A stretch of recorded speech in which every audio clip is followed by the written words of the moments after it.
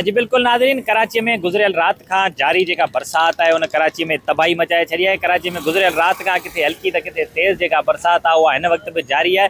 जंहिं सबब जेको आहे मुख़्तलिफ़ हादसनि में जेको आहे 22 खां मथे जेके माण्हू उन फौत ॿुधाया वञनि पिया। जंहिंमें जेको आहे 70 खां मथे जेके माण्हू आहिनि उहे मुख़्तलिफ़ हादसनि सबब जेके आहिनि उहे ज़ख़्मी पिणु थिया आहिनि। मां तव्हांखे ॿुधायां त गुज़रियल राति खां कराची जे मुख़्तलिफ़ इलाइक़नि में जेको आहे उहा वक़्फ़े वक़्फ़े सां बरसाति जारी आहे। जंहिंखां पोइ जेको आहे अॼु सुबुह बि जेको आहे बरसाति हलंदड़ आहे।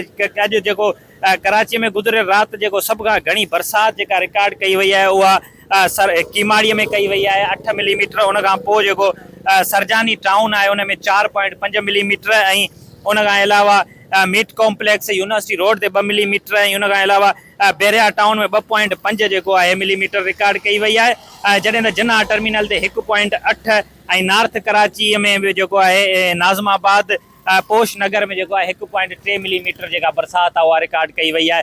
अॼु बि मौसमियात खाते तरफ़ां जेको कराचीअ जे मुख़्तलिफ़ इलाइक़ा आहिनि उन्हनि में तेज़ ऐं हल्की बरसाति जी अॻकथी कई वई आहे। जंहिंखां पोइ जेको आहे अॼु वॾे वज़ीर सैयद मुराद अली शाह जे सदारत हेठि जेको आहे इजलास पिणु थियो आहे। इजलास में जेको आहे बरसाति अलर्ट जारी थियण खां पोइ इंतिज़ामिया खे हुकुम ॾिनो वियो आहे त बरसाति जो पाणी जेको आहे उनखे फिलफोर निकाल कयो वञे ऐं बरसाति जी अॻकथीअ खे बि नज़र में रखंदे इंतिज़ाम पूरा कया वञनि। मां तव्हांखे ॿुधायां त गुज़रियल राति खां जारी जेका बरसाति आहे उन खां पोइ जेको आहे मेयर कराची बि जेको आहे उहो हंगामी दौरनि ते आहे। कराची जे मुख़्तलिफ़ इलाइक़नि में जेको आहे मेयर कराची पहुची पाणी जी निकालीअ जो जेको निज़ाम आहे उनखे उनजी जेका आहे नज़रसानी कई आहे। उन ते गॾोगॾु हेवी मशीनरी जेका आहे उनजे ज़रिए बि जेको आहे बीठल पाणीअ जो जेको निकाल आहे उनखे हिन वक़्तु बि जेको आहे यकीनी बणायो पियो वञे।